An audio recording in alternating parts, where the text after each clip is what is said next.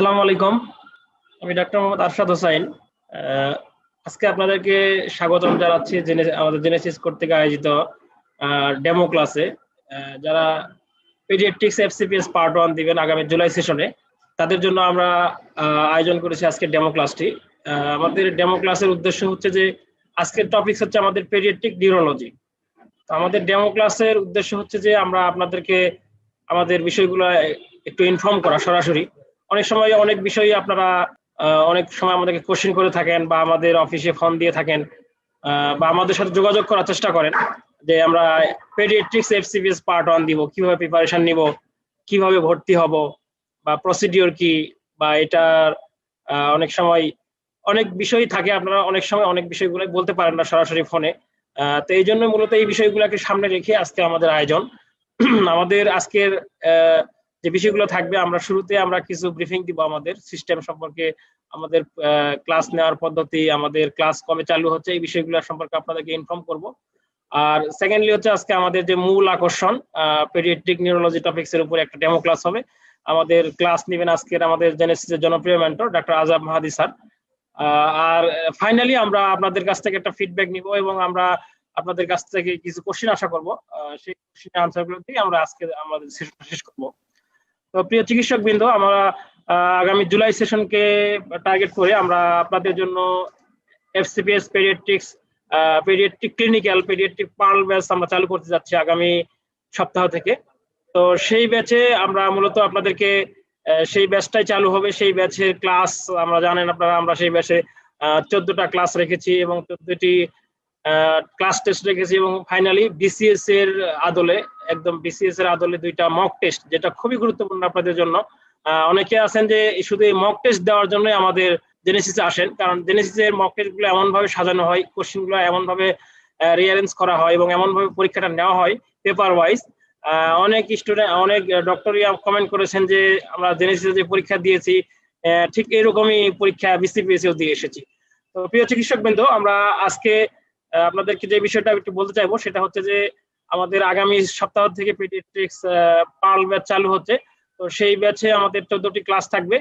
এই ক্লাসগুলো একদম আপনাদের যে মূল বই সেই বইয়ের আলোকে, এবং অনেকে, এবং এই ক্লাসগুলো যদি আপনি করেন, অনেকে আছেন যে দীর্ঘ অনেক বেসিকের উপরে ক্লাস করেছেন ফাউন্ডেশন ব্যাচে বা অন্য কোথাও ক্লাস করেছেন, কিন্তু আপনার মনে হচ্ছে যে ক্লিনিক্যাল পার্টটা আপনার আরেকটু বোঝা দরকার, আরেকটু জানা দরকার, এবং আরেকটু এখানে হ্যাবিচুয়েটেড হওয়া দরকার।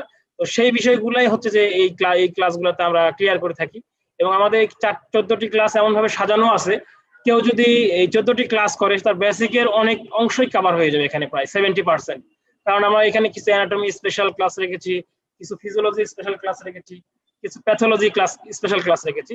সেই ক্লাসগুলোতে মোটামুটি বেসিকে যে জিনিসগুলো পড়ানো হয় ওভারঅল একটা ব্রিফিং দেওয়া হয় এবং আপনি অল্পতেই, খুব কম সময়ে আপনি সেই বিষয়গুলো কভার করে ফেলতে পারবেন।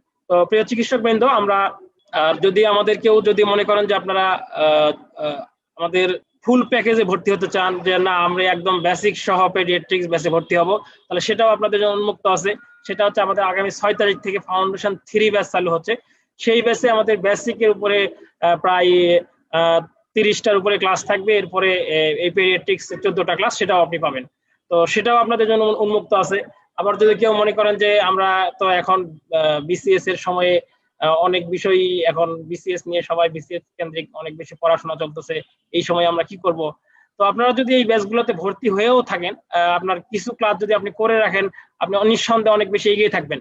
আর আমরা জানি যে বিসিএস এর প্রিপারেশন, এখানে মেডিকেল অংশ আছে 100%, মানে 100 নাম্বার, এবং জেনারেল সায়েন্স 100।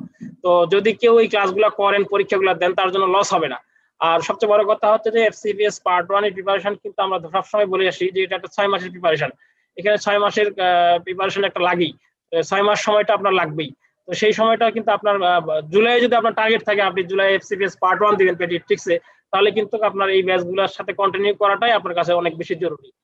তো আমরা সেই সুযোগটা আপনাদের জন্য রেখেছি। আপনারা এই ব্যাচগুলোতে যদি ভর্তি হয়ে যান, তাহলে আমাদের এই বেসিক ক্লাসগুলোতে সবগুলো ক্লাসই আপনাদের এসআইএফ এ থাকবে, রেকর্ড থাকবে। আপনি আপনার সুযোগ মতো যে ক্লাসগুলো করার সুযোগ আছে সাথে সাথে করে ফেলবেন। দু একটা ক্লাস যদি আপনার কাছে মনে হয় যে এটা আমি এখন করতে পারতেছি না, আমি পরে করব, সেই সুযোগও আছে। কিন্তু ক্লাস এবং পরীক্ষা সবগুলো আপনার এসআইএফ এ রেকর্ড থাকবে। তো এই বিষয়গুলোই থাকবে। আর হচ্ছে যে আমাদের আপনারা জানেন যে আমাদের যে পেডিয়াট্রিক্সের যে ক্লাসগুলো আছে এই ক্লাসগুলো একদম জেনেসিসের যারা একদম খুবই অভিজ্ঞ মেন্টর এবং তারা তাদের অভিজ্ঞতার আলোকে এই টপিকগুলোকে সাজানো হয়েছে এবং আমরা মনে করি যে এই টপিকগুলো যদি আপনি ভালোভাবে পড়েন এবং আমাদের মেন্টররা যেভাবে আপনাদেরকে গাইড করে সেই গাইড অনুযায়ী যদি আপনারা চলতে পারেন, ইনশাল্লাহ আগামী জুলাই যে এফসিপিএস পার্ট 1 পেডিয়াট্রিক্স পরীক্ষা হবে, আমরা মনে করি সেই পরীক্ষার জন্য আপনার প্রিপারেশনটা অনেক বেশি ভালো হবে এবং অনেক বেশি মজবুত হবে। তো আপনাদের সেই ভালো একটা ফলাফল আশা করে আমরা আজকের পেডিয়াট্রিক্স ডেমো ক্লাসটা শুরু করতেছি এবং এখানে যদি অন্য ফ্যাকাল্টির যদি কেউ থেকে থাকেন, আমরা সব ফ্যাকাল্টির জন্য আস্তে আস্তে সবগুলা ক্লিনিক্যাল ক্লাসের ডেমো ক্লাস অ্যারেঞ্জ করবো ইনশাল্লাহ। আমাদের গ্রুপগুলোতে আপনারা চোখ রাখবেন, সেই গ্রুপে আমরা সবসময় আমাদের যে কার্যক্রম আছে সেগুলো আপডেট দেওয়ার চেষ্টা করব। আর হচ্ছে যে আমাদের বেসিক যে ক্লাসগুলো আছে, basic anatomy, physiology, pathology, microbiology, এই ক্লাসগুলো আমরা ক্রমানুসারে বিভিন্ন সময় আমরা ডেমো ক্লাস নিয়ে থাকবো। তো আমাদের ক্লাসগুলো আপনাদের দেখার সুযোগ থাকবে, আপনারা আমাদের ক্লাসগুলোকে জাজ করবেন এবং এই ক্লাসগুলো আপনাদের সাথে যারা আছে অনেকেই আছে ইন্টারেস্টেড আছেন কিন্তু সঠিক গাইডলাইন পাচ্ছেন না। বিভিন্ন সময়ে হচ্ছে আপনাদেরকে নক করতেছেন যে আমি রেডিওলজির উপরে ক্যারিয়ার করব, কেউ বলে যে আমি ইএনটির উপরে করব, কেউ বলে আমি রেডিওথেরাপির উপরে করব। তো এই জিনিসগুলো, এই ক্লাসগুলো, ক্লিনিক্যাল ক্লাসগুলোর সঠিক একটা গাইডলাইন খুবই দরকার এবং একটা সিলেবাস জানা খুবই দরকার। যে সিলেবাস গুলো নিয়ে এবং আমরা সামনে আমাদের অনেকগুলো ক্লিনিক্যাল ব্যাচ চালু হবে, সেই ব্যাচগুলো চালু হওয়ার আগে আমরা একটা সবার জন্য উন্মুক্ত একটা প্রোগ্রাম করব, সবগুলো ব্যাচের ওরিয়েন্টেশন প্লাস সিলেবাস ডিসকাশন। তো সেই প্রোগ্রামগুলো আমরা ক্রমানুসারে আয়োজন করব। আপনারা আমাদের গ্রুপগুলোতে চোখ রাখবেন, দেখবেন যে অনেক অনেক কনফিউশনই আপনার দূর হয়ে যাবে। অনেকগুলো বিষয় আছে যে সঠিকভাবে না জানার কারণে দুর্বোধ্য মনে হয়, কঠিন মনে হয় এটা সম্ভব না। কিন্তু আপনি যদি সঠিকভাবে জানেন যে আপনার এই বিষয়গুলো লাগবে, আপনার সিলেবাসটা এটা, তখন কিন্তু আপনার কাছে জিনিসগুলো অনেক সহজ হবে। তো প্রিয় চিকিৎসক বৃন্দ, আমরা আজকে আমাদের যে নির্ধারিত টপিক সরাসরি সেখানে চলে যাব। আমাদের আজকের ডেমো ক্লাস ছিল পেডিয়াট্রিক নিউরোলজি। তো আপনারা আগে চেষ্টা করবেন, মেন্টরের সাথে কোঅপারেশন করবেন। আপনাদের যদি কোনো বিষয়ে কোয়ারি থাকে আমাদেরকে কমেন্ট করে জানাবেন এবং যদি কোনো বিষয়ে সরাসরি আপনি কথা বলতে চান, আমরা আমাদের জুম লিংক আইডিটা আমরা বিভিন্ন গ্রুপে শেয়ার করেছি।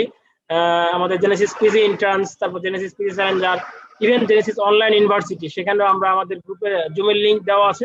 আপনারা সেখানে সরাসরি জুমে ইন করে আপনারা আমাদেরকে সরাসরি মেন্টরকে কোশ্চেন করতে পারেন এবং আমাদের সিস্টেম সম্পর্কে আপনাদের যদি কোনো কোয়ারি থাকে, আমাদের পার্ট 1-এ আমরা কি কি ব্যাচ আছে বা কি কি কার্যক্রম আছে, আপনি কোন ব্যাচে ভর্তি হবেন, সেই ব্যাচ কেন্দ্রিক যদি কোনো কোয়ারি থাকে, ক্লাস শেষে আমরা আপনাদের সাথে আরো 10 মিনিট কথা বলবো।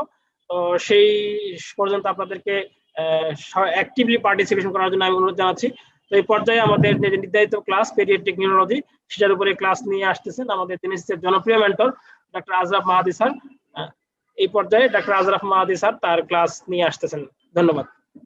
আসসালামু আলাইকুম, welcome to today's demonstrative session. আজকে পেডিয়াট্রিক্স এফসিপিএস পার্ট 1 আমাদের যে এন্ট্রান্স এক্সাম আছে, এই পেডিয়াট্রিক্স ফ্যাকাল্টির এই এন্ট্রান্স এক্সাম কিভাবে সহজে পার হওয়া যায় সেটার জন্য আমরা ছোট্ট একটা ক্লাস করব, মোটামুটি ঘন্টাখানেকের জন্য। এবং আমরা এই ক্লাসে দেখব যে কত সহজে এবং কত ম্যাজিকের মতো আমরা যে কোনো টপিক খুব সহজে যদি মনে রাখি, তাহলে পরীক্ষায় যে প্রশ্নগুলি আসে পরীক্ষার ওরিয়েন্টেড আমরা সহজে অ্যান্সার করতে পারবো, কারেক্টলি অ্যান্সার করতে পারবো এবং পার হয়ে যেতে পারবো। তো পেডিয়াট্রিক নিউরোলজি আজকে এই টপিকের অনেক সাব টপিক আছে। তো আমাদের এফসিপিএস এন্ট্রান্স এক্সামের জন্য মোটামুটি গুরুত্বপূর্ণ সাব টপিক গুলো হচ্ছে meningitis, encephalitis, febrile seizure and other seizure disorders, cerebral palsy, আর এরপর যেগুলো আসে সেগুলো মোটামুটি কিছুটা 2 স্টার 3 স্টার, যেমন জিবিএস আছে, ট্রান্সভার্স মাইলাইটিস আছে, উইলসন আছে, কিছু আবার মাইস্থেনিয়া গ্রেভিস আছে, ছোট ছোট কিছু টপিক আছে, লাম্বার পাংচার, হাইড্রোকেফালাস। আর সাইকিয়াট্রিক ডিসঅর্ডার মধ্যে দুটো হচ্ছে সবথেকে গুরুত্বপূর্ণ, একটা হচ্ছে অটিজম এবং এডিএইচডি, পাশাপাশি অন্যান্য যে সাইকিয়াট্রিক ডিসঅর্ডার সেগুলো শুধু টার্মিনোলজি জানলেই মোটামুটি হয়ে যায়। ঠিক আছে, এখানে আমরা এখন প্রথমে আমরা যে টপিকটা দিয়ে শুরু করব সেটা হচ্ছে মেনিনজাইটিস। এটা খুব সহজ। এটা কেন এত সহজ, এটা আগামী 5 মিনিটে এটা বুঝতে পারবো এটা কেন এত সহজ। সেটা হচ্ছে মেনিনজাইটিস মানে হচ্ছে ইনফ্লামেশন অফ দ্য মেনিনজেস। সবাই জানি না, we can break the term and explore what it is. তাহলে মেনিনজাইটিস এক সেন্সে এটা একটা মিসনোমার টার্ম, কারণ বেশিরভাগ ক্ষেত্রেই এটার সাথে এনকেফালাইটিস অ্যাডেড থাকে। অর্থাৎ যখন মেনিনজাইটিস হয় এনকেফালাইটিসও হয়, মেনিনগো এনকেফালাইটিস বেশিরভাগ ক্ষেত্রেই আমরা যেটা পাই সেটা এরকম হয়ে যায়। তো মেনিনজাইটিস এটা একটা ক্রেজি ইনফ্লামেশন, মানে ডিস্ট্রাকটিভ ইনফ্লামেশন। কারণ আমাদের ব্লাড ব্রেইন ব্যারিয়ার একটা মানে আমাদের সৃষ্টিকর্তা প্রদত্ত একটা মানে খুবই রেস্ট্রিকটিভ একটা ব্যারিকেড, সেটাকে ক্রস করে ওরকম একটা রেস্ট্রিকটিভ জায়গায় যখন ইনফ্লামেশন বা ইনফেকশনটা হবে, তার মানে সেটা খুবই ডিস্ট্রাকটিভ, লাইফ থ্রেটেনিং, ডিভাস্টেটিং একটা ইনফেকশন। এই মেনিনজেসটা কোন মেনিনজেস? আমরা জানি যে মেনিনজেসের 3টা লেয়ার আছে, বাইরের দিকে ডুরা ম্যাটার, মাঝখানে অ্যারাকোনয়েড ম্যাটার, এবং সব থেকে ভেতরে একদম ব্রেইন প্যারেনকাইমার সাথে লাগানো অ্যাটাচড সেটা হচ্ছে পায়া ম্যাটার। তো আমাদের এই যে ছবিটা আমরা দেখতে পাচ্ছি স্লাইডে, এখানে দেখেন কত সহজে খুব সুন্দর করে দেওয়া আছে যে এটা ব্রেনের সাথেই পায়া ম্যাটার, মাঝখানে একটা স্পেস, তার উপরে অ্যারাকোনয়েড ম্যাটার, যে স্পেসটাকে আমরা বলছি সাব অ্যারাকোনয়েড স্পেস, এবং এই সাব অ্যারাকোনয়েড স্পেসেই কিন্তু আমাদের থাকছে সিএসএফ, আমরা সবাই জানি এটা সিএসএফ। আচ্ছা, তার বাইরে থাকছে ডুরা ম্যাটার। এখন মেনিনজাইটিস বলতে গেলে আমরা কোন লেয়ারের ইনফ্লামেশন বুঝি? আমরা বুঝি হচ্ছে লেপ্টোমেনিনজাইটিস, আই মিন যে থিন 2টা লেয়ার আছে, অর্থাৎ পায়া ম্যাটার এবং অ্যারাকোনয়েড ম্যাটার, এই দুটো লেয়ারের ইনফ্লামেশনটাকেই আমরা মূলত বুঝি।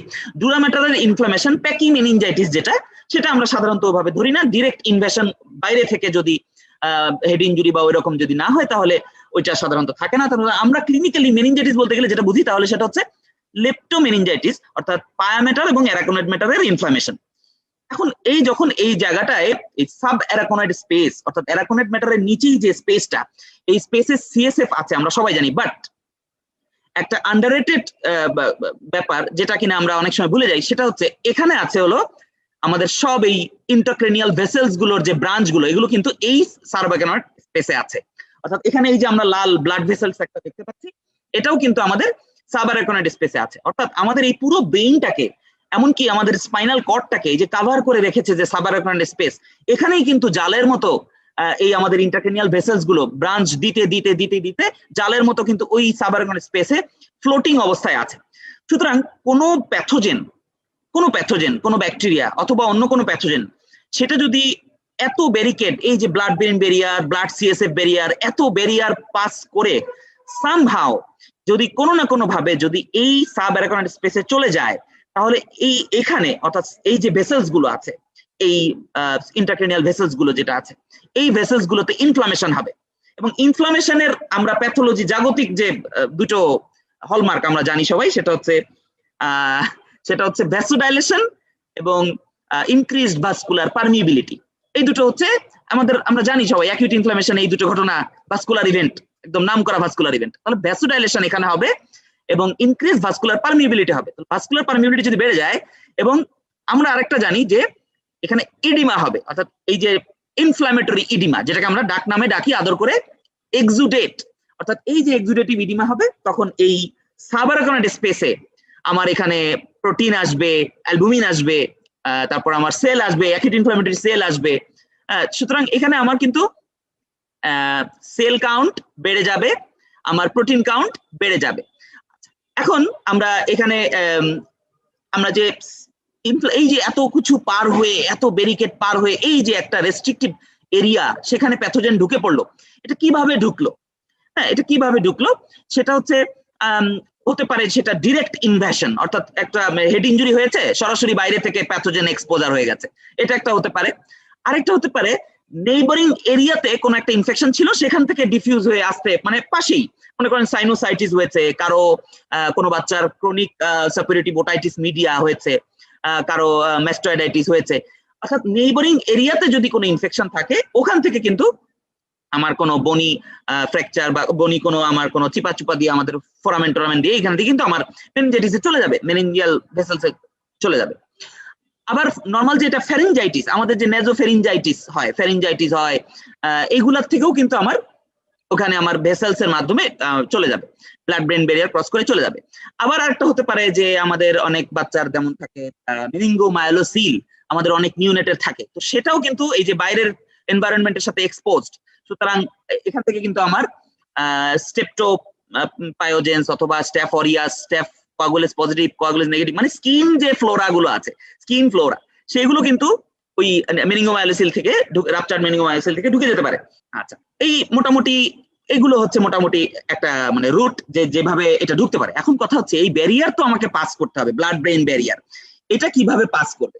ব্লাড ব্রেন ব্যারিয়ার তো আমাকে পাস করতে হবে।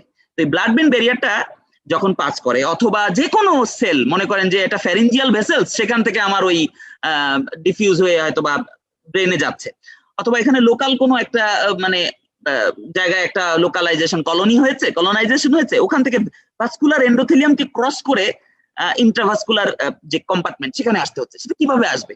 3টা রুট আছে। একটা হচ্ছে ট্রান্সসেলুলার, ছবি তো দেখতে পাচ্ছি, খুব সুন্দর করে সহজে ছবি আছে এখানে। ট্রান্সসেলুলার, একদম একটা সেলের পেটের ভেতর দিয়ে প্যাথোজেনটা ঢুকে চলে, মানে ওপাশে চলে গেল, এই পাশ থেকে ওপাশে চলে গেল। আরেকটা হতে পারে প্যারাসেলুলার। প্যারাসেলুলার মানে দুটো সেলের মাঝখান দিয়ে একদম চলে গেল, এটা। আর আরেকটা হতে পারে যে সে একটা ম্যাক্রোফেজের ভেতরে বা কোনো একটা এন্ডোথেলিয়াল সেলের ভেতরে আগে এন্ডোসাইটোসিসের মাধ্যমে ঢুকলো, এনগালফড হলো, তারপর ওই এন্ডোসাইটোসিস ওই সেলটা সহ প্যারাসেলুলার রুট দিয়ে সেটা পাস করে গেল। এটা আলাদা একটা নাম আছে, ট্রোজান হর্স মেকানিজম। লিস্টেরিয়া মনোসাইটোজিনিস এই মানে মেকানিজমটা ফলো করে ব্যারিকেড পাস করার জন্য। এখন আমরা যেটা জানবো যে মেনিনজাইটিস কোন এজ গ্রুপে কোন প্যাথোজেন সব থেকে বেশি মেনিনজাইটিস করে, এইখান থেকে পরীক্ষায় সব থেকে বেশি বার আসছে। সকল ফ্যাকাল্টির জন্য এই অর্গানিজমের নামগুলো স্যারদের খুব পছন্দ। এই ছকটা মোটামুটি মূলত ডেভিডসনের একটা ছক, কিন্তু এটা সব খানে অ্যাপ্লাই করা যায়, এই জন্য এই ছকটা আমি এখানে রেখেছি। সহজে আমরা মনে রাখতে পারি নিওনেটে 3টা প্যাথোজেন কমন, সেটা হচ্ছে ইকোলাই অথবা gram negative coli, gram negative rods, তারপর হচ্ছে মানে ইকোলাই এন্ড প্রোটিয়াস, দুটোই গ্রাম নেগেটিভ রড। আচ্ছা, দেন গ্রুপ বি স্ট্রেপ্টোকক্সাই। গ্রুপ বি স্ট্রেপ্টোকক্সাই এটা মানে স্ট্রেপ্টো অ্যাগালেক্সি। গ্রুপ এ স্ট্রেপ্টোকক্সাই হচ্ছে স্ট্রেপ্টোপায়োজেন্স, আর গ্রুপ বি স্ট্রেপ্টোকক্সাই হচ্ছে স্ট্রেপ্টো অ্যাগালেক্সি। এখন এগুলো কেন নিওনেটকে বেশি অ্যাটাক করে, এগুলোরও অনেক মানে মজার ইয়ে আছে মনে রাখা। যে ইকোলাই হচ্ছে coli, colon flora, normal gut flora, তো সুতরাং ওখানে ইকোলাই কিন্তু নর্মাল পেরিনিয়াল ফ্লোরাও ইন সাম সেন্স। তো সেক্ষেত্রে আমাদের যখন নর্মাল ডেলিভারি হবে তখন কিন্তু বাচ্চা এটার এক্সপোজারে আসবে। আবার গ্রুপ বি স্ট্রেপ্টোকক্সাই, যেটা স্ট্রেপ্টোগ্যালাক্সি আমরা বলছি, এটাও কিন্তু কিছু পার্সেন্ট প্রেগনেন্ট উইমেনদের নর্মাল ভ্যাজাইনাল ফ্লোরা এই গ্রুপ বি স্ট্রেপ্টোকক্সাই। তো সেক্ষেত্রে নিওনেট কিন্তু এখানে চালাকি আছে। চালাকি হচ্ছে নিওনেটাল সেপসিস কমন অর্গানিজম কি, এই 3টা। নিওনেটাল মেনিনজাইটিস কমন অর্গানিজম কি, এই 3টা। Neonatal UTI, neonatal infection, neonatal pneumonia, whatever the infection in neonates, most common organisms কিন্তু এরাই, ইকোলাই মানে গ্রাম নেগেটিভ রডস আর হচ্ছে গ্রুপ বি স্ট্রেপ্টোকক্সাই। এখানে আবার এখানে আবার এরিয়া টু এরিয়া ভ্যারি করবে, কোন দেশ ভ্যারি করবে, এনআইসিইউ ভ্যারি করবে, হ্যাঁ, বিভিন্ন জায়গায় ভেদে এখানে আবার কমন অর্গানিজম ভ্যারি করবে। এরপরে অর্থাৎ প্রি স্কুল গোয়িং চিলড্রেনে এখানে মোস্ট কমন হচ্ছে হিমোফাইলাস ইনফ্লুয়েঞ্জা। মোটামুটি নিওনেটে গ্রাম নেগেটিভ রড, আর হচ্ছে প্রি স্কুল চাইল্ডে এখানে হচ্ছে হিমোফাইলাস ইনফ্লুয়েঞ্জা। আর ওল্ডার চাইল্ড যদি বলে তাহলে স্ট্রেপ্টোকক্সাই আছে, নিউমোকক্সাই আছে, মেনিঙ্গোকক্সাই আছে, নিউমোকক্সাই এন্ড মেনিঙ্গোকক্সাই। এখন যদি একটা প্রশ্ন করে যে ওভারঅল সকল বয়সে, মানে বাচ্চা, বড় বাচ্চা, অ্যাডাল্ট, সব বয়সের জন্য একটা most common organism for meningitis, সেটা অ্যান্সার কি হবে? সেটা হচ্ছে স্ট্রেপ্টো নিউমোনি, অর্থাৎ যাকে আদর করে ডাক নামে আমরা ডাকি নিউমোকক্সাই। স্ট্রেপ্টো নিউমোনি হচ্ছে overall most common organism for meningitis. এখন আমার দেখেন এখানে একটা প্রশ্ন আছে, এই প্রশ্নটা যারা আমরা শুনছি তাদের মধ্যে কেউ একজন যদি এটার অ্যান্সার দিই তাহলে আমরা বুঝবো যে আমরা শুনতে পাচ্ছি ভালো মতো, কানেকশন ঠিক আছে। আমি চেষ্টা করি যে আমার সেশনে আমরা যতটুকু শিখবো একটু ইন্টারাকশন করার জন্য। খুব সহজ প্রশ্ন, এখানে বলেছে নিওনেট মেনিনজাইটিস হয়েছে 7 দিন, maternal genital tract can be positive, কোন এজেন্ট? খুব সহজ। আমরা আগের চার্টে যেটা দেখেন কত সহজ, এটা আমাদের আগের চার্টে আমরা যেটা পড়েছি যে নিওনেটাল মেনিনজাইটিসের কমন অর্গানিজম যেটা, সেটাই এখানে অ্যান্সার হচ্ছে স্ট্রেপ্টো অ্যাগালেক্সি। এখন এই মেনিনজাইটিস, এখন দেখেন এই মেনিনজাইটিসের শুধু কি অর্গানিজম ব্যাকটেরিয়া দিয়েই মেনিনজাইটিস হবে? উত্তর হচ্ছে না। এখানে ব্যাকটেরিয়া ছাড়া, অর্থাৎ বিশেষ করে যদি স্পেসিফিক করে আমি বলি যে পায়োজেনিক ব্যাকটেরিয়া ছাড়া বা সেপটিক ব্যাকটেরিয়া ছাড়া, সেপটিক প্যাথোজেন ছাড়া অন্যান্য যে প্যাথোজেন গুলো আছে, যেমন কিছু ইন্ট্রাসেলুলার ব্যাকটেরিয়া আছে, কিছু সেল ওয়াললেস ব্যাকটেরিয়া আছে, মাইকোপ্লাজমা আমরা জানি, কিছু ভাইরাস আছে, ফাঙ্গাস আছে, প্রোটোজোয়া আছে, এরকম কিছু ডিজিজ আছে। আবার কিছু অটোইমিউন ডিজিজ আছে, যেমন এসএলই আছে, হ্যাঁ, তারপর আবার কিছু ড্রাগ ইনডিউস আছে, ইয়াট্রোজেনিক, এরকম অন্যান্য যত মেনিনজাইটিস আছে সেগুলোকে আমরা বলছি অ্যাসেপ্টিক মেনিনজাইটিস। আমরা সেটাকে বলছি অ্যাসেপ্টিক মেনিনজাইটিস। সেপ্টিক অর্গানিজম ছাড়া যেগুলো সেগুলো বলছি অ্যাসেপ্টিক মেনিনজাইটিস। এখন আমার সিএসএফ পাথওয়ে, এখানে তো বেসিক সেই জিনিস। এখন সেই বেসিক জিনিস, এটা সব ফ্যাকাল্টিতে বেসিক জেনারেলটা লাগে। আমি একেবারে নাটশেল কত সহজে আমি 1 মিনিটে বলে দিচ্ছি। ল্যাটারাল ভেন্ট্রিকল করয়েড প্লেক্সাসে যখন চলে আসবে, করয়েড প্লেক্সাসের যে ভেসেলস গুলো আছে ওখানে, সেই ভেসেলস গুলাতে ওই সার্কুলেট করতে করতে প্যাথোজেনটা চলে আসবে। চলে আসার পরে blood brain barrier, blood CSF barrier cross করবে। ক্রস করার পরে ল্যাটারাল ভেন্ট্রিকলে আসলো। এই যে আসলো, সব থেকে বেশি সিএসএফ যে ভেন্ট্রিকলে তৈরি হয়, ল্যাটারাল ভেন্ট্রিকল থেকে আমরা জানি ফোরামেন অফ মনরো দিয়ে অথবা ইন্টারভেন্ট্রিকুলার ফোরামেন দিয়ে আমার যাচ্ছে থার্ড ভেন্ট্রিকল। থার্ড ভেন্ট্রিকল থেকে আমার যাচ্ছে সেরেব্রাল অ্যাকুইডাক্ট। সেরেব্রাল অ্যাকুইডাক্টকে বলা হয় the narrowest pathway inside the brain. Cerebral aqueduct অথবা aqueduct of Sylvius, it is the narrowest pipeline inside the brain. Third ventricle থেকে যাচ্ছে এই cerebral aqueduct দিয়ে ফোর্থ ভেন্ট্রিকলে। ফোর্থ ভেন্ট্রিকলের ছাদে, রুফে তিনটা ছিদ্র থাকে। তো ফোরামেনা লুস্কা, ফোরামেনা ম্যাজেন্ডি। মনে রাখা খুব কঠিন, আসলে কঠিন না, খুব সহজ। এম ফর এম, মাঝখানে থাকে, মিডিয়ানে থাকে ফোরামেন অফ ম্যাজেন্ডি, এবং ল্যাটারালি এল ফর এল, অর্থাৎ দুই পাশে থাকে হচ্ছে ফোরামিনা লুস্কা। তাহলে এই যে এই দুই ছিদ্র, এই যে ছিদ্রগুলো আছে রুফ, ফোর্থ ভেন্ট্রিকুলার রুফে, এই ছিদ্রগুলো দিয়ে পরে সিএসএফটা সার্কুলেট করা হচ্ছে আমার কোথায়, আমাদের যে ইনফ্রা সাবারাকনাইড স্পেসে, অর্থাৎ আমাদের যে inferior surface of the brain, হ্যাঁ, inferior lateral surface of the brain, এখানে আবার চলে আসে। সাবারাকনাইড স্পেস দিয়ে তারপরে সুপিরিয়র ল্যাটারাল সারফেসে চলে যায়, এবং সেখান থেকে স্যাজাইটাল সাইনাস অর্থাৎ অ্যারাকোনয়েড ভিলাই এবং গ্র্যানুলেশনস এর মাধ্যমে আমার ভেনাস সার্কুলেশনে, অর্থাৎ সিস্টেমিক সার্কুলেশনে, অর্থাৎ ডুরাল ভেনাস সাইনাস যেটা সিস্টেমিক সার্কুলেশনে অ্যাবজর্ব হয়ে যায়। তো আরেকটা পাইপলাইন হচ্ছে একদম মাঝখান দিয়ে সোজা চলে যায়। একটা লাইন তো আমি বললাম, আরেকটা লাইন হচ্ছে একদম স্পাইনাল কর্ডের একদম সেন্ট্রাল ক্যানেল দিয়ে মাঝখান দিয়ে আমাদের চলে যাচ্ছে। তারপর স্পাইনাল কর্ডেরও দুপাশে যে সাবআরাকনাইড, আমরা জানি যে স্পাইনাল কর্ডেরও পাশে মেনিনজেস আছে, তো সেখানেও আমার যে সাবআরাকনাইড স্পেস আছে সেখানেও সিএসএফ সার্কুলেট করে। তাহলে দেখেন আমাদের মেনিনজাইটিসের যে প্যাথোজেন, এই প্যাথোজেন যখন এই রেস্ট্রিকটিভ জায়গাগুলোতে ঢুকে পড়েছে, সে কিন্তু কোনো লোকাল জায়গায় নেই, সে পুরো ব্রেনটাকে, পুরো সেন্ট্রাল নার্ভাস সিস্টেমটাকে, স্পাইনাল কর্ডটাকে ঘিরে রেখেছে। অর্থাৎ মেনিনজাইটিস, এটা কিন্তু আমরা অনেক সময় ভুল করি, এটা মনে করি যে একটা লোকাল ইনফ্লামেশন অথবা একটা ফোকাল ইনফ্লামেশন, ছোট্ট একটা জায়গায়, মেনিনজাইটিসের কোন একটা জায়গায় বোধহয় ব্যাকটেরিয়া কলোনাইজেশন করেছে। ব্যাপারটা তা না। ব্যাপারটা হচ্ছে meningitis is the generalised diffuse inflammation of the meninges. এই লাইনটা খুব গুরুত্বপূর্ণ। Meningitis is the generalised diffuse inflammation of the meninges. Same encephalitis অনেক সময় মনে করি যে না, ছোট্ট একটা ফোকাস বোধহয় দেখা যাচ্ছে, ওখানে বোধহয় ব্রেইন প্যারেনকাইমাল ইনফ্লামেশন হচ্ছে, তা কিন্তু না। Encephalitis is a diffuse generalized inflammation of the brain parenchyma. যদি বলে focal inflammation of the brain, কোন একটা ছোট্ট জায়গায় ইনফ্লামেশন হয়েছে, সেটাকে আমরা বলি সেরেব্রাইটিস। তাহলে এখানে একটু ডিফারেন্স আছে প্রত্যেকটা টার্মে। সেরেব্রাইটিসের যদি ক্যাপসুল থাকে, ওই ছোট্ট জায়গার ফোকাল ইনফ্লামেশনে যদি ক্যাপসুল দিয়ে আবৃত থাকে, সেটাকে বলি ব্রেইন অ্যাবসেস। কারণ আমাকে টার্মিনোলজি গুলো ক্লিয়ার করে আমরা পড়ে ফেললাম। এখন দেখি আমরা যেটা মেনিনজাইটিসের আমাদের যে সাইন, তিনটা sign, neck rigidity, Kernig sign, Brudzinski sign. Neck rigidity, Kernig sign, Brudzinski sign.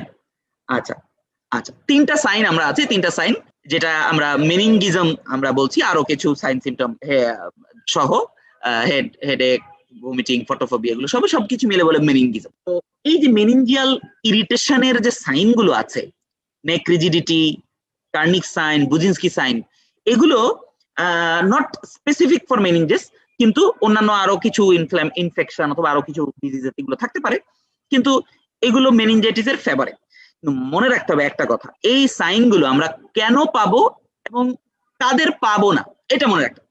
আমরা যেমন নেক রিজিডিটি, আমরা জানি যে এই যে যখন এক্সুডেট গুলো সাবআরাকনয়েড স্পেস একদম ভরে ফেলে, সাবআরাকনয়েড স্পেস এক্সুডেট দিয়ে ভরে যায়, তখন আমার কিন্তু এই সিএসএফ যে অ্যাবজর্পশন হয় অ্যারাকনয়েড ভিলাইতে, এই অ্যাবজর্পশনটা ঠিক মতো হতে পারে না। অর্থাৎ ঠিক এক্সুডেট পাস, এটা কিন্তু ওই আমার যে ভিলাইয়ের যে সারফেস, অ্যাবজর্পটিভ সারফেস এরিয়া, এখানে কিন্তু বাধা দেয়, সিএসএফ অ্যাবজর্ব হতে বাধা দেয়। সুতরাং দেখা যায় যে পুরো সাবআরাকনয়েড স্পেসে overflow of the fluid overload হচ্ছে। এখানে ইনফ্ল্যামেটরি ইডিমেটাস ফ্লুইড আছে, এখানে সিএসএফ যত সাবসিক্রেট হচ্ছে সেগুলো, মানে প্রোডাকশন হচ্ছে সেগুলো আছে। সেক্ষেত্রে দেখা যায় এগুলো স্পাইনাল যে নার্ভ রুট আছে, মেনিনজাস তো আমার স্পাইনাল কর্ডের চারপাশেও আছে। তো সেক্ষেত্রে স্পাইনাল নার্ভ রুট যেগুলো আছে, আমরা জানি স্পাইনাল নার্ভ আছে 31 জোড়া স্পাইনাল নার্ভ, প্রত্যেকটা নার্ভ রুটকেও কিন্তু ওটার চারপাশেও কিন্তু ফ্লুইড, একদম সিএসএফ। তো সুতরাং এই সিএসএফ গুলো কিন্তু এই নার্ভ রুটকে প্রেসার দিচ্ছে, অলওয়েজ প্রেসার দিয়ে রাখছে। তো আমরা যখন কোনো মাসল ফ্লেক্স মানে কন্ট্রাকশন করার চেষ্টা করি প্যাসিভলি, হোক সেটা আমার নেক রিজিডিটি, মানে আমরা যখন মাথা ফ্লেক্স করছি বাচ্চার, অথবা আমরা যখন এই যে কার্নিক সাইন দেখার সময় আমরা যখন পাটাকে এই যে হিপটাকে 90 ডিগ্রি করছি, মানে আমার নিটাকে আবার এক্সটেন্ড করছি, এই যে আমরা মাসল গুলোকে ফ্লেক্স করছি, সার্ভাইকাল মাসলস গুলো বা এই যে আমার যে হ্যামস্ট্রিং মাসল গুলো, আমরা কার্নিক সাইনে আমরা যেমন পাটা ফ্লেক্স করার সময় হ্যামস্ট্রিং মাসল গুলো ফ্লেক্স করছি, তখন আমার রেসপেক্টিভ স্পাইনাল নার্ভ রুটে কিন্তু আরো চাপ পড়ছে। আমি যখন প্যাসিভলি আবার আমি প্রেস করছি আরো চাপ পড়ছে। তো সেক্ষেত্রে মানে সে হয়তো মানে বডির একটা ফিজিওলজিক্যাল কম্পেনসেশন মেকানিজম, একটা প্রোটেক্টিভ মেকানিজম, সে হয় পা তুলে দিচ্ছে, না হলে মানে নেকটাকে ভাঁজ করা যাচ্ছে না, সে আরো রেজিস্ট্যান্স দেখাচ্ছে, এরকম আর কি, ব্যথা ইয়ার কারণে। এই সাইন গুলো আমরা নিওনেট এবং ইনফ্যান্সিতে নাও পেতে পারি। এই জিনিসটা আমাদেরকে মনে রাখতে হবে। কারণ আমরা এক নাম্বার হচ্ছে নিওনেটে আমার ফন্টানেলি গুলো কিন্তু ওপেন থাকে, অর্থাৎ পোস্টেরিয়র ফন্টানেলি, এন্টেরিয়র ফন্টানেলি, আমরা জানি এটা সবাই, আমরা জানি যে posterior fontanelle, anterior fontanelle. Posterior ফন্টানেলিটা ক্লোজ হয় 6 সপ্তাহ থেকে 8 সপ্তাহ এরকম সময়, মানে 1.5 মাস এরকম সময়ের মধ্যে। আর অ্যান্টেরিয়র ফন্টানেলিটা ক্লোজ হয়ে যায় 1.5 বছর, মানে 1.5 বছর ধরে অ্যান্টেরিয়র ফন্টানেলি ওপেন থাকে। তো সেক্ষেত্রে যদি কোনো কারণে এই যে মেনিনজাইটিস হওয়ার কারণে যদি ইন্ট্রাক্রেনিয়াল প্রেসার আইসিপি যদি বেড়েও যায়, তবুও কিন্তু ওই যে ফাঁকা থাকে, ফন্টানেল ফাঁকা আছে, ওটা দিয়ে কিন্তু আইসিপি বেড়ে যাওয়ার কারণে ওই বাল্জড ফন্টানেলিটা আর নাও থাকতে পারে। এই কারণে বাল্জ ফন্টানেলিটা কিন্তু plus minus in case of neonates and infants. তো আর এই যে সাইন গুলো, এই যে স্পাইনাল নার্ভ রুটকে আমি মানে ইরিটেট করছি, এমনিতেই ইরিটেটেড, মানে ওভার সিএসএফ বা এই যে এক্সুডেট দিয়ে, তারপরে আমি আরো ইরিটেট করছি, কিন্তু তারপরও এই সাইন গুলো পজিটিভ পাওয়া নাও যেতে পারে। কারণ আমরা জানি যে মাইলিনেশন প্রসেস, বাচ্চাদের মাইলিনেশন প্রসেস জন্মের পরে এই 18 মাস পর্যন্ত কিন্তু মোটামুটি 12 মাস 18 মাস পর্যন্ত মাইলিনেশন প্রসেস থাকতে পারে। এই কারণে তাদের বেলায় কিন্তু আমার বেবিনস্কিন সাইন পজিটিভ আসতে পারে, তাদের বেলায় এই সাইন গুলো আমরা কিন্তু নেগেটিভও পাইতে পারি। সুতরাং ওই নার্ভ ট্রান্সমিশনটা, এই যে ব্যথা হচ্ছে বা আমি রেজিস্ট্যান্স দিচ্ছি, আমি পা তুলতে দিব না বা নেক গলা ভাঁজ করতে দিব না, এই জিনিসগুলো কিন্তু তখন এই নার্ভ ট্রান্সমিশন গুলো সেভাবে হবে না, এবং এই কারণে আমরা এই সাইন গুলো নেগেটিভও পেতে পারি। এখন এখানে দেখেন, তাহলে আমরা এই যে শিখলাম, এখান থেকে যদি একটা সিঙ্গেল বেস্ট করে ফেলে যে important features of meningitis during early infancy আর অল এক্সেপ্ট আর্লি ইনফ্যান্সিতে মেনিনজাইটিস হলে এই সব ফিচার গুলো দেখা যাবে, কোনটা বাদে? তাহলে কত সহজ দেখেন, আমরা যেটা পড়লাম, যতটুকু পড়লাম ওইটুকুর ভেতরেই একটা প্রশ্ন। Bulge out fontanelle, fever with convulsion, impaired consciousness, positive neck rigidity, severe vomiting. এখানে মোটামুটি এও হইতে পারে, বিও হইতে পারে, তবে আমরা যেহেতু এটা ইনফ্যান্সি, আর্লি ইনফ্যান্সি মোটামুটি বলেছে, অ্যান্টেরিয়র ফন্টানেলটা এখানে কিন্তু আমাদের মনে রাখতে হবে যে 18 মাস পর্যন্ত ওপেন থাকতে পারে, কিন্তু অনেক সময় 9 মাস 10 মাস এরকম সময়ও কিন্তু এটা ক্লোজ হয়ে যেতে পারে, দ্যাট ইজ অলসো নর্মাল। হ্যাঁ, 9-10 মাসেও এটা ক্লোজ হয়ে যেতে পারে, এটা অলসো নর্মাল। সুতরাং আমরা ওইটা থেকে আমাদের বেস্ট যায় হচ্ছে পজিটিভ নেক রিজিডিটি, অর্থাৎ মেনিনজিয়াল ইরিটেশনের যে সাইন, সেটাই হচ্ছে এখানে correct answer, single best answer. এখানে আমরা দেখি যে একটা ছবি দিয়েছে যে গ্লাস টেস্ট। হ্যাঁ, এখানে আমরা একটা গ্লাস টেস্ট দিয়েছে। এখন এটা কেন দিয়েছে? এটা দিল হচ্ছে দেখা যাচ্ছে যে একটা বাচ্চার হাতে অনেক র্যাশ হয়েছে, হ্যাঁ, অর্থাৎ র্যাশ হয়েছে, এখানে পিটিচি দেখা যাচ্ছে, অথবা কিছু কিছু একাইমোসিস, পারপুরা, এই ধরনের ব্যাপার স্যাপার দেখা যাচ্ছে, এবং গ্লাস ধরেছে, গ্লাস দেওয়ার পরে গ্লাস ধরার পরে ওই লাল লাল র্যাশ গুলো আর দেখা যাচ্ছে না, ভ্যানিশ হয়ে গেছে। তার মানে এই যে এইটা একটা অর্গানিজম আছে মেনিনগোকক্কাই, অর্থাৎ নিশেরিয়া মেনিনজিটাইডিস মেনিনগোকক্কাই। এই মেনিনগোকক্কাই দিয়ে যদি কারো মেনিনজাইটিস হয় অথবা কোনো ইনফেকশন হয়, মেনিনগোকক্কেমিয়া, সিস্টেমিক ইনফেকশন যদি হয়, তাহলে যে র্যাশ আসবে মানে এই অর্গানিজমটা মানে খুবই ডিভাস্টেটিং। এমনকি মানে দেখা যাবে যে এটা দিয়ে যদি মেনিনজাইটিস হয়, তাহলে মানে ডাক্তার আসিবার পূর্বে রোগী মারা গেল, ওইরকমও হতে পারে। মানে হসপিটালে আসার আগে এতটাই এটা র্যাপিড মানে ডেথ এটা করে। সুতরাং এটার বেলায় কিন্তু এই গ্লাস টেস্টের ফাইন্ডিংস এরকম আসবে না। অর্থাৎ মেনিনগোকক্কিমিয়াতে যে র্যাশ হয়, আমাদের এখানে ছবি আছে আবিদ হোসেন মোল্লা স্যার, খুব সুন্দর, যে পিটিচি, পারপুরা, একাইমোসিস, আমরা জানি যে 1 মিলিমিটারের কম মানে র্যাশ হলে সেটাকে বলি পিটিচি, আর 1 মিলিমিটার বেশি হলে সেটাকে আমরা বলি পারপুরা। হ্যাঁ, আর যদি 1 সেন্টিমিটারের বেশি জায়গা জুড়ে যদি র্যাশ থাকে, ইরাইথেমাটাস র্যাশ থাকে, তাহলে সেটাকে আমরা বলি একাইমোসিস। তাহলে এই যে র্যাশ আসবে স্কিনের নিচে, ব্লিডিং হচ্ছে ভেসেলস গুলো থেকে ব্লাড উজিং মানে হয়ে সাবকিউটেনাস ইয়াতে আসতেছে মেনিনগোকক্কিমিয়া, এখানে কিন্তু আমি যতই গ্লাস ধরি আমার এটা মুছে যাবে না, অর্থাৎ এটা থেকে যাবে। এটাই হচ্ছে ব্যতিক্রম মেনিনগোকক্কিমিয়ার গ্লাস টেস্টের ফাইন্ডিংস, এখানে এটা ব্যতিক্রম।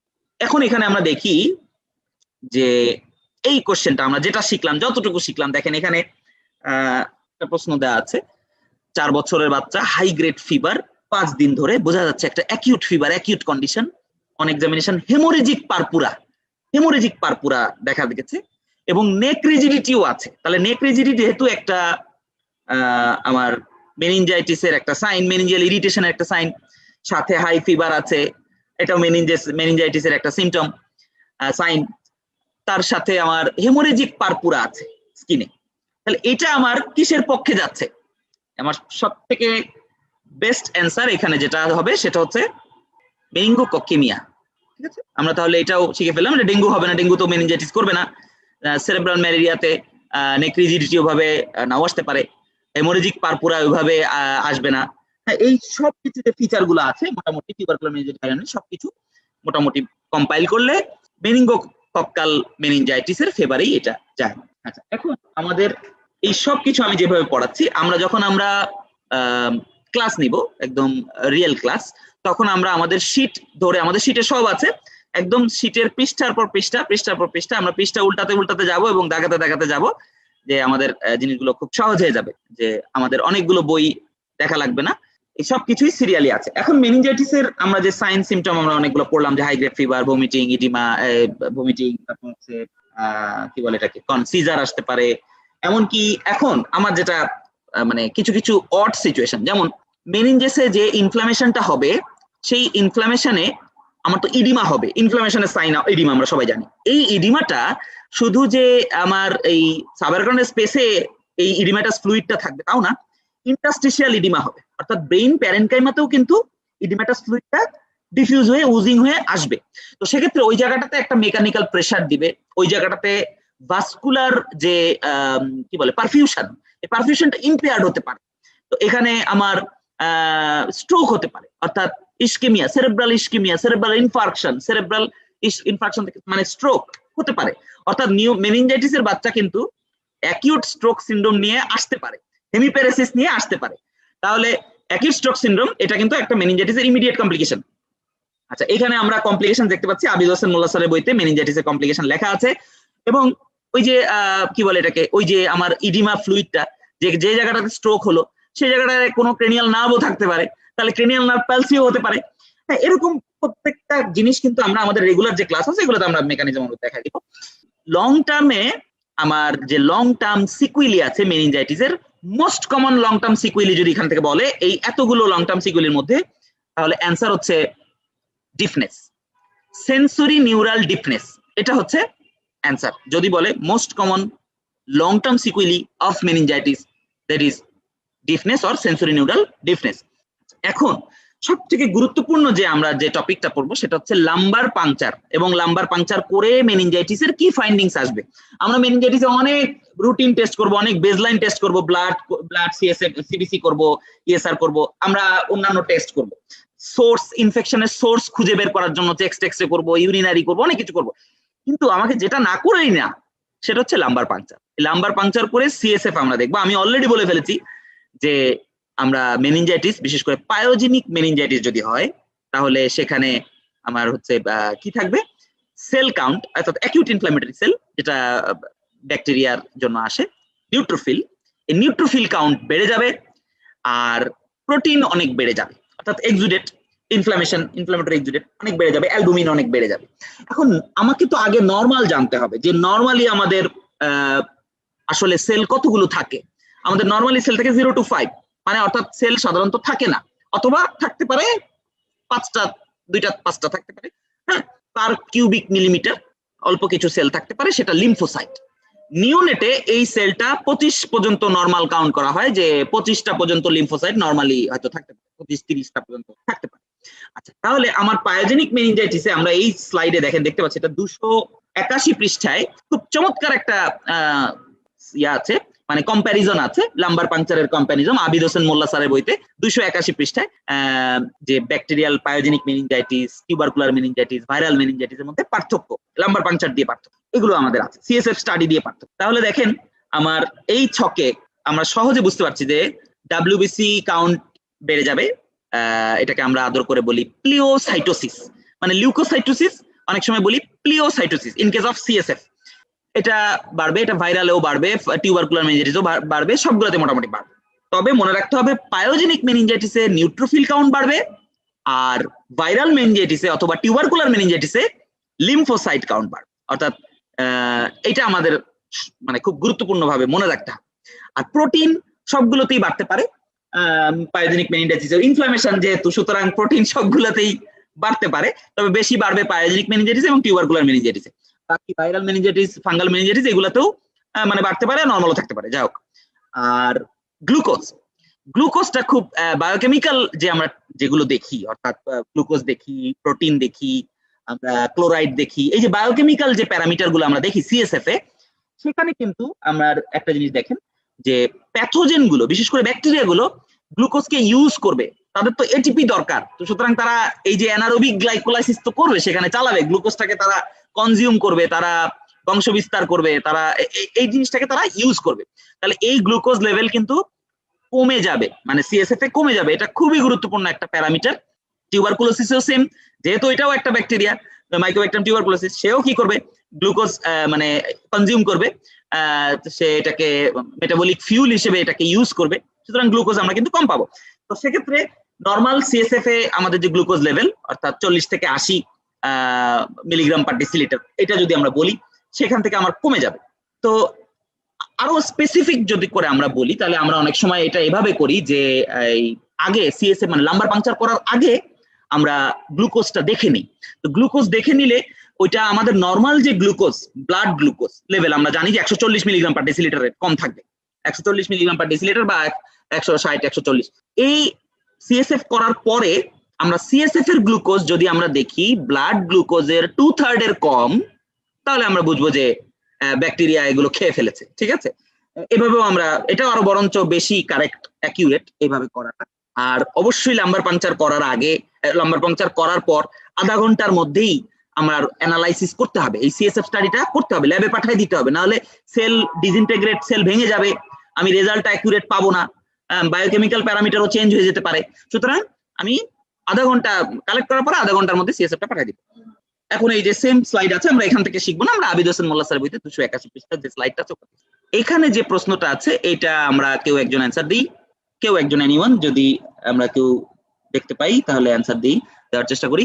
হ্যাঁ, এখানে বলেছে যে একটা নিউবর্ন বেবি 3 দিনের মাথায় সে লিথার্জিক হয়ে পড়েছে, high grade fever, vomiting, lumbar puncture করে ব্যাকটেরিয়াল মেনিনজাইটিস পাওয়া গেছে, গ্রাম স্টেইন করেছে, গ্রাম স্টেইন করে সিএসএফ এ গ্রাম স্টেইন করে শর্ট গ্রাম পজিটিভ রড পেয়েছে, তারা শর্ট গ্রাম পজিটিভ রড। তাহলে এখানে গ্রাম পজিটিভ রড আমরা সবাই বুঝতে পারছি এটা কি হচ্ছে, গ্রাম পজিটিভ রড, ব্যাসিলাই বলেছে, গ্রাম পজিটিভ ব্যাসিলাই, নিউনেটে যে অর্গানিজম গুলো কমন তার মধ্যে গ্রাম পজিটিভ রড, তার মানে এটার অ্যান্সার হচ্ছে লিস্টেরিয়া মনোসাইটোজিনেস, লিস্টেরিয়া মনোসাইটোজিনেস। খুব সহজ, সেই বক্স থেকে কোশ্চেনটা এসছে। এখন টিউবারকুলার মেনিনজাইটিস আমরা এখানে জাস্ট ইন এ নাটশেল আমরা জাস্ট দেখবো যে tubercular meningitis is the most common chronic meningitis, ঠিক আছে, most common chronic meningitis, tubercular meningitis. এখানে এটা একটা disease course, natural course maintain করে, স্টেজ 1, স্টেজ 2, স্টেজ 3 এরকম আছে, যে আমার এটাকে কি বলে, এটাকে প্রথমটা হচ্ছে একেবারে ভেগ স্টেজ, প্রোড্রোমাল স্টেজ, তারপরেরটাই হচ্ছে মেনিনজাইটিক স্টেজ, যেখানে মেনিনজাইটিসের সব ফিচার গুলো আসবে, 1-2 সপ্তাহ এরকম থাকবে। তারপরে লাস্টে স্টেজ 3টা হচ্ছে কোমা স্টেজ, মানে একেবারে রোগীর অবস্থা খুব খারাপ, একদম কোমাটোজ, হেমিপ্লেজিয়া, প্যারাপ্লেজিয়া এগুলো চলে আসতে পারে, এগুলো হচ্ছে।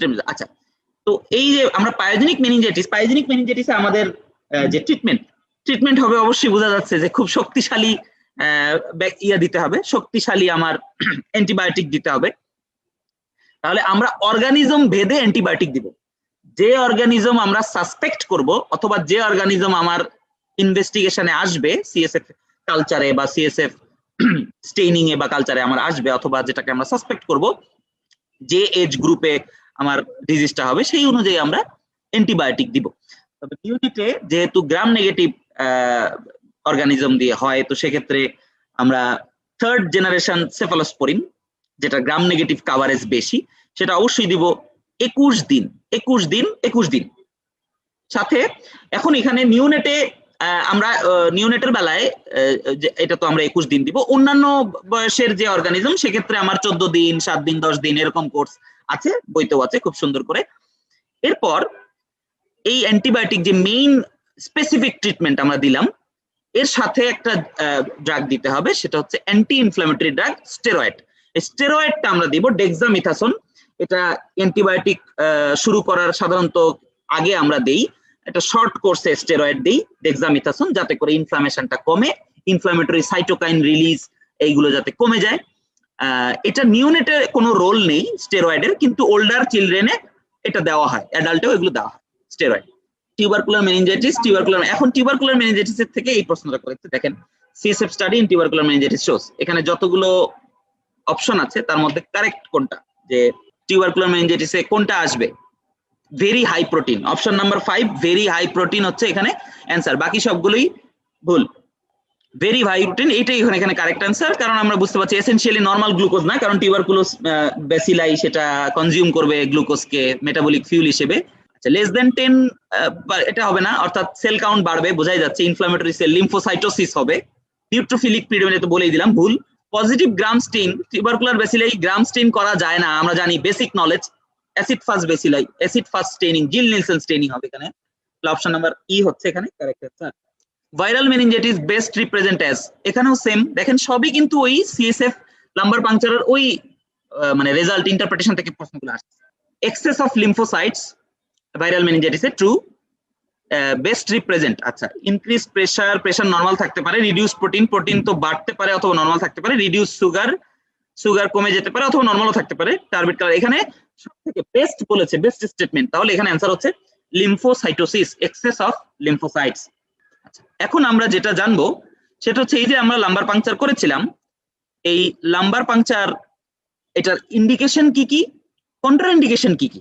ইন্ডিকেশন হচ্ছে এই আমরা মেনিনজাইটিস, এটা তো বলেই ফেললাম, একটা ইন্ডিকেশন মেনিনজাইটিস, এনকেফালাইটিস, এবং আমাদের যে কি বলে এটাকে অন্যান্য যে অটোইমিউন যে ডিজিজ গুলো আছে, জিবিএস অথবা আমাদের অ্যাডেম অথবা অন্যান্য যে কানেকটিভ টিস্যু ডিজিজ আছে, অটোইমিউন ইমিউন মিডিয়েটেড ডিজিজ যেমন এসএলই, এগুলোতে কিন্তু আমরা ইয়েটা করি, অর্থাৎ ডায়াগনস্টিক পারপাসে লাম্বার পাংচার করি, সিএসএফ ড্র করি, সেখানে দেখি।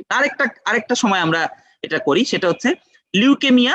আমরা যখন ট্রিটমেন্ট দিই লিউকেমিয়া, অর্থাৎ আমরা যখন ইন্ট্রাথিকাল কেমোথেরাপি দেই, অর্থাৎ সিএসএফ এর ভিতরে যখন আমরা হাইড্রোকর্টিসন, মিথোটিক, যেটা আমরা যখন কেমোথেরাপি পুশ করি, কেমো দিই, তখন কিন্তু আমরা সাথে সাথে মানে সিএসএফটাকে বের করে নিয়ে আসি, যে দেখি যে আমরা যে লিউকেমিয়া মেটাস্টাসাইজ করে ব্রেনে চলে গেছে কিনা, সিএনএস চলে গেছে কিনা, সেটাও আমরা কিন্তু করি। এখানে মোটামুটি ইন্ডিকেশন গুলো আছে, আবিদ হোসেন মোল্লা স্যারের বইতে আছে, একদম শেষের দিকে লাম্বার পাংচার আছে খুব সুন্দর করে। পরীক্ষায় যেটা ঝামেলাটা লাগবে, এখান থেকে একটা প্রশ্ন করবে, যেটা হচ্ছে আজকে আমরা লাস্ট যে টপিকটা শিখবো সেটা হচ্ছে 1+ ফর্মুলা। আমরা খুব সহজ, এটা 1+ মোবাইল না, 1+ ফর্মুলা, হ্যাঁ, সেটা আমরা শিখবো। লাম্বার পাংচার কোন বয়সের বাচ্চাদের কোন লেভেলে করা হয়, এখান থেকে প্রশ্নটা সব ফ্যাকাল্টিতে মোটামুটি আসে, পেডিয়াট্রিক ফ্যাকাল্টিতে আসবে, ঠিক আছে। লাম্বার পাংচার কোন লেভেলে করা হয় এটা আমরা মনে রাখবো 1+ ফর্মুলা দিয়ে। কিরকম, আমরা জানি অ্যাডাল্টে আমাদের স্পাইনাল কর্ড হচ্ছে C1 to L1, C1 থেকে L1 পর্যন্ত, ফার্স্ট সার্ভাইকাল ভার্টিব্রা থেকে lower border of the lumber 1 vertebra পর্যন্ত, C1 থেকে L1, খুব সহজ মনে রাখা। তো আমরা এক যোগ করব, অর্থাৎ 2 এক যোগ করলে 2, লাম্বার 2, তাহলে 2 আর 3 এর মাঝখানে হচ্ছে বেস্ট স্পেস ফর অ্যাডাল্টস, অর্থাৎ সেকেন্ড লাম্বার ইন্টারভার্টিবাল স্পেস, অর্থাৎ লাম্বার 2 আর 3 এর মাঝখান দিয়ে 1+। আচ্ছা, যখন আমরা যখন জন্মাই, অর্থাৎ নিওনেট এট বার্থ, তাদের স্পাইনাল কর্ডটা কি ওই লাম্বার 1 পর্যন্ত থাকে? না, তাদের স্পাইনাল কর্ডটা থাকে লাম্বার 3 লেভেলে, লাম্বার 3 লেভেল পর্যন্ত থাকে, অর্থাৎ C1 থেকে L3 পর্যন্ত থাকে। সুতরাং 1+ ফর্মুলা, আমরা নিওনেট, ইনফ্যান্ট এবং 2 বছর পর্যন্ত আমরা কোন লেভেলে করব? 1+ ফর্মুলা, লাম্বার 3 পর্যন্ত স্পাইনাল কর্ড শেষ, তাহলে আমরা করব 4 আর 5 এর মাঝখানে, এক যোগ করলে 4 আর 5 এর মাঝখানে। খুব সহজ। কেন? কারণ হচ্ছে আমরা যখন আসলে কি মানে ওই যখন আমরা বড় হই, অর্থাৎ বাচ্চা যখন আস্তে আস্তে বড় হয়, তখন ভার্টিব্রার যে গ্রোথ, অর্থাৎ আমরা জানি সোমাটিক গ্রোথ মানে 18 বছর পর্যন্ত সোমাটিক গ্রোথ হয়, ভার্টিব্রার যে গ্রোথ, এই গ্রোথটা যে হারে হয় নিচে মানে বড় হয় নিচের দিকে যায়, স্পাইনাল কর্ডের মানে গ্রোথটা সেই হারে হয় না, সেই রেটে হয় না। এই কারণে যত বয়স গড়ায় স্পাইনাল কর্ডটা তত উপরে উঠতে থাকে, মানে স্পাইনাল কর্ডটা তত উপরে উঠতে থাকে। তাহলে 2 বছরের থেকে 18 বছর পর্যন্ত যদি বলা হয়, মানে মোটামুটি ওল্ডার চাইল্ড, 6 বছরের বাচ্চা, 10 বছরের বাচ্চা, 15 বছরের বাচ্চা, এই যে ওল্ডার চাইল্ড, তাদের কিন্তু স্পাইনাল কর্ডটা শেষ হয় আরেকটু উপরে, অর্থাৎ লাম্বার 3 থেকে একটু উপরে, লাম্বার 2 তে শেষ হয়। লাম্বার 2 তে শেষ হলে 1+ ফর্মুলা আমরা করব লাম্বার 3 আর 4 এর মাঝখানে, খুবই সহজ, নাম্বার 3 আর 4 এর মাঝখানে থার্ড ইন্টারভাল স্পেসে। আর অ্যাডাল্টে তো আমরা জানি যে নাম্বার 1 এ আরো একটু উপরে উঠে যায়, অর্থাৎ নাম্বার 1 এ শেষ হয়, তাহলে আমরা করব 2 আর 3 মাঝখানে। তাহলে যে বয়স দিয়ে বলুক, আমাকে যদি বলে যে 6 বছরের একটা বাচ্চা অথবা 12 বছরের একটা বাচ্চা, তার সন্দেহ করছি যে তার মেনিনজাইটিস হতে পারে অথবা এসএসপি হতে পারে অথবা অন্য কিছু একটা হতে পারে, আমি তাকে মানে স্পাইনাল ট্যাপ করতে চাই, কোন লেভেলে করব? তাহলে যদি অপশনে এরকম 5টা অপশন 5টা লেভেল থাকে, তাহলে আমরা সহজেই অ্যান্সার করতে পারবো, বয়সটা ধরলেই আমরা সহজেই অ্যান্সার করতে পারবো। তো ঠিক আছে, আজকে আমরা মোটামুটি আমরা জাস্ট একটা শর্ট ক্লাস করলাম, যে শর্ট একটা ডেমনস্ট্রেটিভ ক্লাস, যাতে করে আমরা একটু আইডিয়া করতে পারি যে আমরা আসলে কিভাবে ক্লাস নেই। তো এইভাবে আমরা আসলে নিব না, মানে আরো সুন্দর করে আরো ডিটেইলস করে, এবং আমাদের যে শীট আছে, আমাদের যে ঐতিহাসিক শীট আছে, সেটা দিয়ে আমরা পৃষ্ঠার পর পৃষ্ঠা দাগাতে দাগাতে যাব, যাতে করে আমাদের কষ্ট খুব কম হয় এবং অন্যান্য অনেক জায়গায় আমাদের জাম্প করতে না হয়। আচ্ছা, কারো কোনো প্রশ্ন আছে কিনা? আমি বলতে ভুলে গেছি, কারো কোনো প্রশ্ন আছে কিনা আজকে আমাদের সেশন রিলেটেড, অথবা পেডিয়াট্রিক্স রিলেটেড, অথবা আমাদের জেনেসিসের যে কোনো কার্যক্রম রিলেটেড প্রশ্ন থাকলে এখানে আমরা কমেন্টে আমরা লিখতে পারবো। ঠিক আছে, সবাই ভালো থাকবেন, সুস্থ থাকবেন, নিরাপদে থাকবেন, জেনেসিসের জন্য দোয়া করবেন। ধন্যবাদ, আসসালামু আলাইকুম। ধন্যবাদ ডক্টর আজহাব মাহাদি স্যারকে, খুব সুন্দরভাবে পেডিয়াট্রিক নিউরোলজির উপরে প্লাস ওভারঅল পেডিয়াট্রিক্স এর বিষয়ে একটা গাইডলাইন দেওয়ার জন্য। তো আমাদের এই পর্যায়ে আমরা আমাদের প্রশ্নোত্তর পর্ব, বা আপনাদের কোনো কিছু জানার থাকলে সেটা আমাদেরকে বলবেন। তো আমাদের ম্যাক্সিমাম অনেকে লাইভে আছেন, আমাদের জুমে আমাদের সাথে প্রবেশ করেছেন কম, তো 2-1 জন আছেন, তাদের কি কোনো কোশ্চেন আছে কিনা আপনারা একটু আনমিউট করে আমাদেরকে কোশ্চেন করতে পারেন। আর জুমে যদি কারো কোনো কোশ্চেন না থাকে, লাইভে আমাদেরকে কমেন্টে কয়েকজন বলেছেন যে পেডিয়াট্রিক্স এর অফলাইন ক্লাস কবে হবে। তো অফলাইন ক্লাস আসলে এটা আসলে সরকারি সিদ্ধান্তের উপরে নির্ভর করতেছে। আপনার স্কুল কলেজ শিক্ষা প্রতিষ্ঠান যখন খুলবে তখন আমরা ইনশাআল্লাহ জেনেসিস আমরা চালু করবো অফলাইনে। আর এখন পর্যন্ত যে ব্যাচগুলো চালু হবে আমাদের সামনে, সবগুলো ব্যাচই হচ্ছে অনলাইন ক্লাস হবে। আচ্ছা, একজন ওই যে আফরিনা বিথি, উনি লাইভে আমাদেরকে কমেন্ট করেছেন নিউরোফিজিওলজি আর নিউরো অ্যানাটমি খুব ডিফিকাল্ট লাগে। হ্যাঁ, এই ব্যাপারে সাজেশন দেন ভাইয়া। আসলে আমরা তো ওই নিউরোফিজিওলজি এবং নিউরো অ্যানাটমি নিঃসন্দেহে সব ফ্যাকাল্টির জন্য এটা অনেক কঠিন সাবজেক্ট। আর এই টপিকস গুলা থেকে খুব বেশি আমরি কোশ্চেন আসে না, খুব কম আসে কোশ্চেন, তো এটা নিয়ে এত বেশি প্যানিক খাওয়ার দরকার নেই। আর আমরা তো আমাদের মাত্র একটা ডেমো ক্লাস নিয়েছি, আমরা আমাদের আরো কিছু সেশন থাকবে, সেই সেশনগুলোতে আমরা চেষ্টা করব।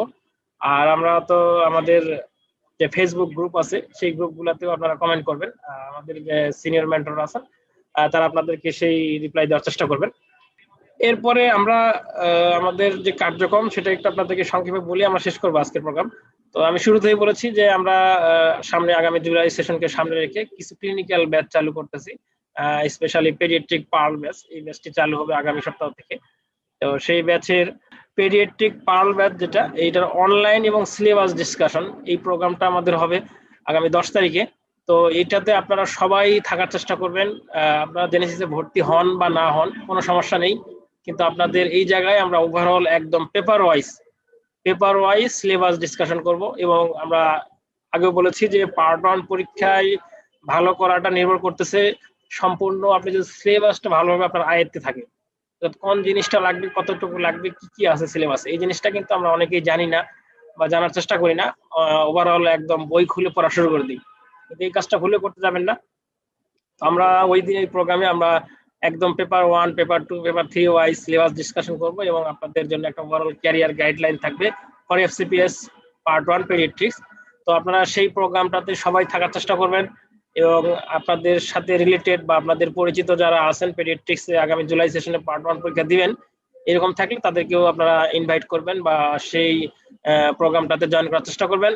আমরা আমাদের যে আপডেট বা প্রোগ্রামটা কখন হবে, টাইম শিডিউল, জুমের লিংক, এরপর লাইভের লিংক সবগুলো আমরা আপনাদেরকে আমাদের পিজি এন্ট্রান্স এবং পিজি চ্যালেঞ্জার এই গ্রুপগুলোতে দেওয়ার চেষ্টা করব।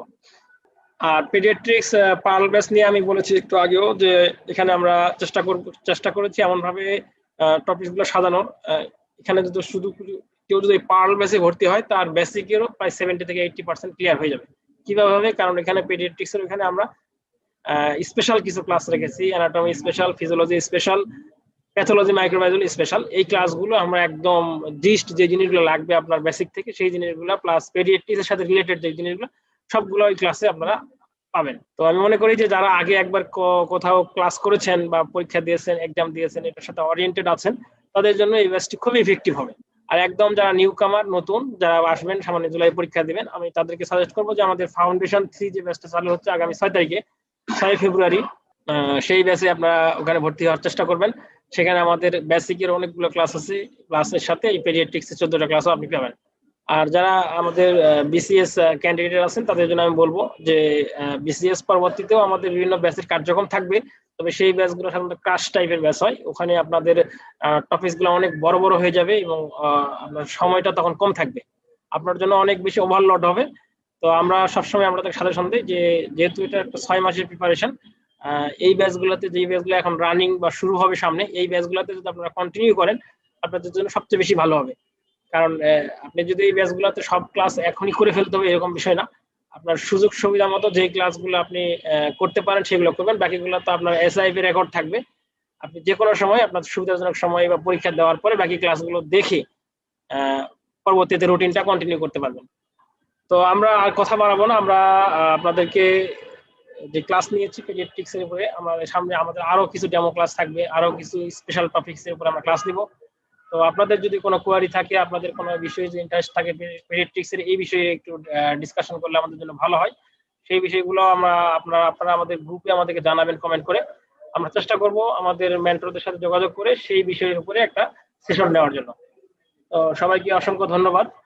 আমাদের পরবর্তী যে কার্যক্রম আছে সেই কার্যক্রমগুলো আপনাদেরকে দেখার জন্য আমি আহ্বান জানাচ্ছি এবং আমাদের গ্রুপগুলোতে আপনারা একটু অ্যাক্টিভ থাকার চেষ্টা করবেন। যেহেতু এখন অনলাইন কার্যক্রম, এটা আপনাকে বুঝতে হবে যে আপনাকে অনলাইনে একটু বেশি অ্যাক্টিভ থাকতে হবে এবং অনলাইনে যে ইনফরমেশন গুলো দেওয়া হয়, যে নোটিশ গুলো দেওয়া হয়, যে ধরনের আমরা ইনস্ট্রাকশন দিয়ে থাকি বা যেই অনেক সময় অনেক ধরনের আমরা প্রোগ্রাম করে থাকি, যে প্রোগ্রামগুলো খুবই ইফেক্টিভ, এই প্রোগ্রামগুলো আপনারা অ্যাটেন্ড করার চেষ্টা করবেন, ইনশাআল্লাহ উপকৃত হবেন। তো সবার সুন্দর ভবিষ্যৎ কামনা করতেছি। আগামী জুলাই সেশনে যারা এফসিপিএস পার্ট 1 পেডিয়াট্রিক্স বা আদার্স ফ্যাকাল্টিতে পরীক্ষা দিবেন, কৃতজ্ঞতার সাথে পাশ করেন সেই আশাবাদ ব্যক্ত করে আজকে আমাদের কার্যক্রম এখানে শেষ করতেছি। আল্লাহ হাফিজ।